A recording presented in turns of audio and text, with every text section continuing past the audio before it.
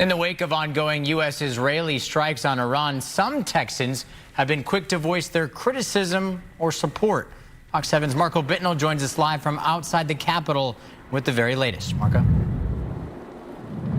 Alec, well, both on the streets and on the political level, there's been some mixed reactions to the attacks on Iran. Some are praising the Trump administration for taking action, while others wasted no time condemning them. Bomb sirens sounding out across Israel as Iran continues retaliatory strikes. But thousands of miles away, their effects are felt in central Texas. My whole family, parents, uncles, sisters, cousins, everyone is in Israel.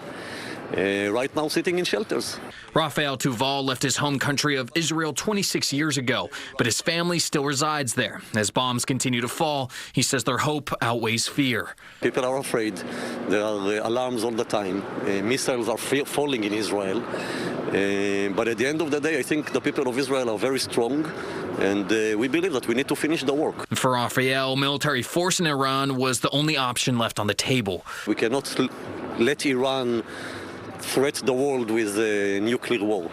That's it. It's as simple as that. But not everyone on the streets of Austin agrees, as the U.S.'s involvement in the Middle East has left a bad taste for some. Everyone still remembers what happened in Iraq and Afghanistan, where we went there with the best of intentions, and we just ended up being involved in a decades-long war that cost millions of Iraqi lives and thousands of American servicemen's lives. We're just, getting involved in everything and a lot of things we probably shouldn't be involved in, but it's the leadership, and that's what they're doing. And that division in opinions felt in the world of Texas politics as well. Governor Abbott releasing a statement on Saturday saying, in part, Texas stands with Trump in sending a clear message to Iran. Its aggression towards America and the West will no longer be tolerated. That support was echoed by GOP Senate candidates Ken Paxton, John Cornyn, and Wesley Hunt, all of which took to X to praise Trump for the strikes. But on the other side of the aisle, Democrat Senate candidates have been quick to condemn them. In a post, Jasmine Crockett criticized Trump for not going through Congress before declaring war. In a short tweet, James Tallarico saying, "No more forever wars."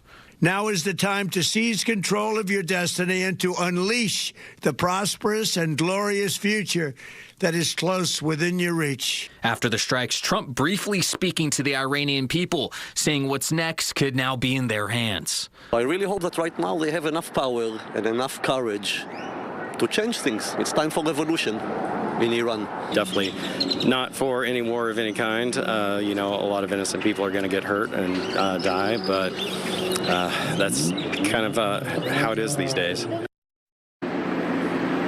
Governor Abbott says he's ordered Texas DPS as well as the National Guard to increase security around key sites in the state like energy facilities, ports, and the southern border. Reporting from the Capitol, Marco Bittnell, Fox 7 Austin News.